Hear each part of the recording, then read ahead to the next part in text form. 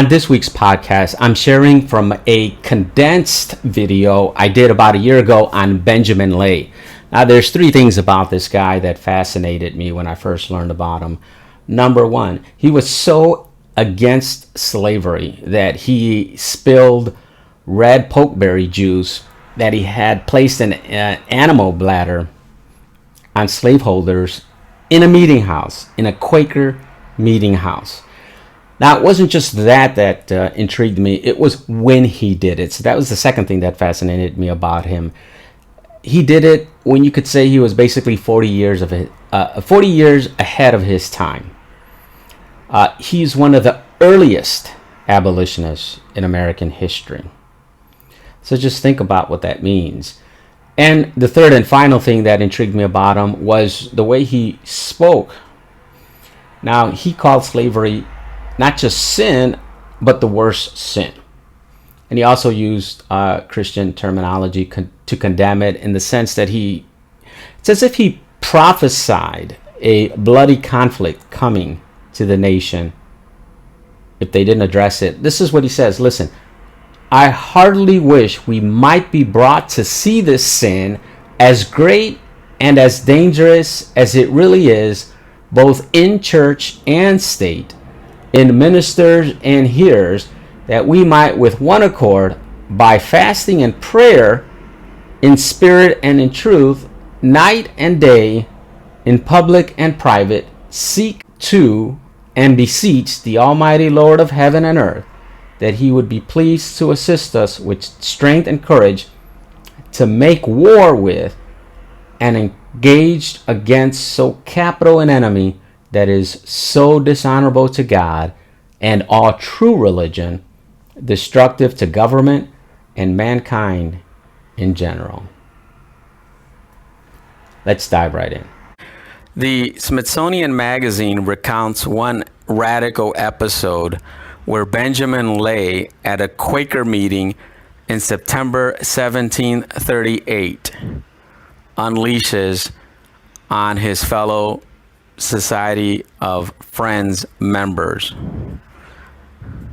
He came in wearing a coat where he hid a military uniform and a sword, and he carried a hollowed out book with a secret compartment, which he had prepared a bladder. He put blood, or rather red pokeberry juice, in an animal bladder, which he tied up.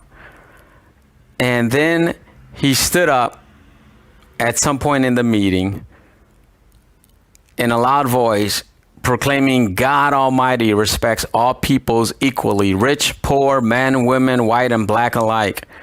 He says slave keeping is the greatest sin in the whole world. And then he asked the fellow members there, the friends, how can they keep slaves? That's when he threw open his coat, revealing the military clothing, the book, and the blade, a book representing the Bible. And he says, thus God shed the blood of those persons who enslave their fellow creatures. And he pulls out the sword, raises the book above his head, plunges the sword through it. People are shocked as the red liquid gushes down his arm, and blood, quote unquote, splatters on the slave keepers. It's a prophecy, a dark, violent future for those Quakers in attendance at the meeting. So who exactly was Benjamin Lay? Benjamin Lay was a deeply religious, anti-slavery activist in colonial America who died before the start of the American Revolution. If you've never heard of him, you're not alone. Many people haven't. In terms of abolitionists, you might be more familiar with names like Frederick Douglass and Sojourner Truth. Benjamin Lay labored before these better-known abolitionists appeared on the scene. Now, Benjamin Lay was born to Quaker parents 338 years ago on January 26, 1682 in England. Now, this is interesting. When Benjamin Lay was just 1 year old, his contemporary, William Penn, was founding the Pennsylvania colony, which was the 12th of the original 13 colonies in North America. Like Benjamin Lay, William Penn was a Quaker. So they were both Quakers at a time when Quakers were widely persecuted for their faith. You see, Quakers believe in the inner light, the idea that God is in everyone. But these were different times when the concept of religious toleration was still very much in its infancy. So these weren't just friendly disagreements, which meant that if you were a Quaker in early America, boy, you were just asking for trouble. For example, Plymouth Colony was very aggressive in trying to stop Quakers from entering their colony in Massachusetts. Anyone who tried to help them, such as hiding Quakers in their homes, could also be prosecuted under the law. In late 1656 and 1657, Massachusetts passed a series of laws that outlawed, quote, the cursed sect of heretics commonly called Quakers, unquote. In fact, in one decade in the 1660s, there were 37 convictions, 34 of which occurred in the year 1660 alone. And by the way, Quakers was originally a derogatory term. Since they originally broke off from the Church of England, a Church of England official said their punishment would be so severe they would quake with fear. Hence the term Quakers. So what could be worse than being part of this persecuted religious sect? Well, being kicked out by this persecuted religious sect. And that's kind of what the Quakers did to Benjamin Lay when they made it clear to him that he was unwelcome in their future business meeting. It turns out Benjamin Lay was even too radical for the outlawed Quakers. And in his fight against slavery, Benjamin Lay could be very radical. Why did Benjamin Lay see life so differently? We can trace many important influences in his life. For a while, he lived on the Caribbean island of Barbados. It was in Barbados where he was appalled by the mistreatment of enslaved people.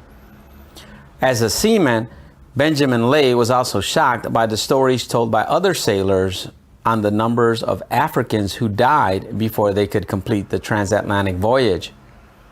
He was on a ship traveling from England with sailors once who gave such horrible details of the abuse inflicted on the Negroes that it made the slave trade seem, quote, more awful and bestial character than Benjamin had ever imagined belonged to it. Now, Benjamin Lay was also influenced by the writings of a handful of abolitionist writings of his time, including a book by Ralph Sandiford, who was a merchant in Philadelphia.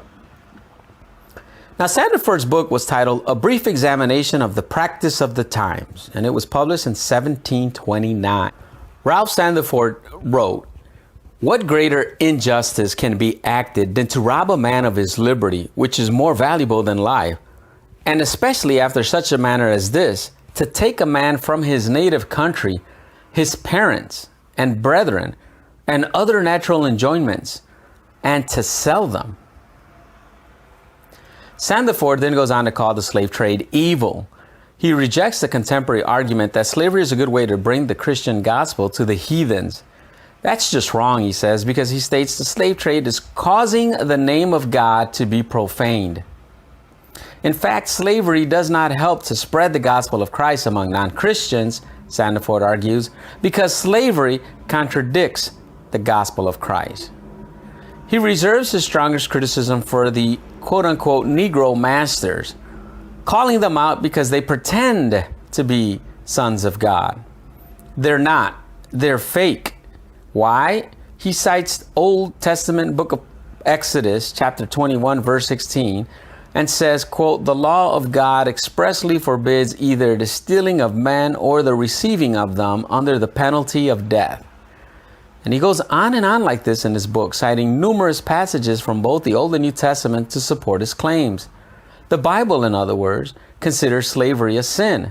For Sandiford, if you want to spread the gospel of Christ among enslaved blacks, you must set them free. Now, the anti-slavery literature would so impact Benjamin Lay that he would write his own book against slavery in 1737. Now, interestingly, Benjamin Lay's book was published by Ben Franklin. And Benjamin Lay, in his book, cites other popular anti-slavery literature in circulation at the time. So he's reading these abolitionists and he's praising the abolitionists, especially Ralph Sandiford, amongst many others, who has written excellently well against that filthy sin of slavery. He also wrote this about Ralph Sandiford, quote, "I have read his book carefully with attention, and I do not remember a word in it contrary to truth, as may easily be found in Holy Scripture, both Old and New Testament." Now, Benjamin Lay appeals to his pacifism to argue against slavery. Quakers, of course, have long history of being pacifists. That is, many Quakers have a commitment to nonviolence and a conscientious objection to participating in war, although some do serve in the military. Now, Benjamin Lay calls pacifist Quakers hypocrites because it's hypocritical to be against taking up arms to fight in wars while buying enslaved people who are obtained through war. He also asks, how would they like it if they were removed from their native countries, from their wives and children, and sold into slavery? Now, for Benjamin Lay, slavery was the defining issue of his day. In 1737, he called the slave trade, quote, "the grossest iniquity in the whole world. There could be nothing worse. It's the greatest sin, the greatest wickedness." He tells the slave-holding Quakers that they themselves are captives, for they that keep captives are in captivity and bondage to sin. Worse still, their influence brings many of their friends, male and female, into bondage because of their sin and continuing in it. Now, he does tackle different pro-slavery arguments too, which you can read in the link provided, but he says rather than keeping slaves and defending slavery, which he calls a vile and shameless practice, Quakers ought to separate themselves from those who participate in the slave trade, especially ministers and elders whose example is 10 times worse than the others. In the 17th century, Benjamin Lay is arguing that Christians are, quote, being led into it, that is, in slavery, by the foul example of their preachers and leaders, which have caused them to err. Benjamin Lay argues that the corrupting influence of these leaders spreads like leprosy, and it can even touch atheists, he says. That's because an atheist might look at this so-called worthy leaders among the Quakers and begin to think, why shouldn't I profit from the slave trade like them too?